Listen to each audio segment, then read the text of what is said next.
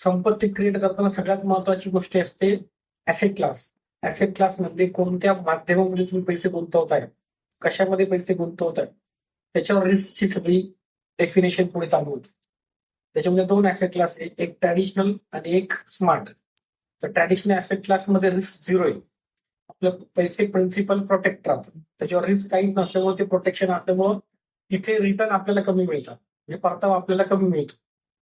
परतावा कमी मिळाल्यामुळे तो आपलं टार्गेट फुलफिल करू शकत नाही किंवा आपला गोल फुलफिल करू शकत नाही. म्हणजे याचा अर्थ का जे ऑब्जेक्टिव्ह आहे ते साध्य होणार नाही. दोन ऑब्जेक्टिव्ह असेल तर एकच ऑब्जेक्टिव्ह साध्य होईल, एक होणार नाही.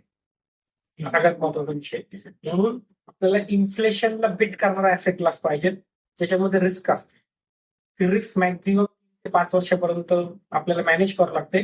5 इयर्स मॅनेज करण्याची गरज नाही, तर ऑटोमॅटिकली तुम्ही अशा स्टेजला पोहोचता की रिस्क झिरो होऊन जाते.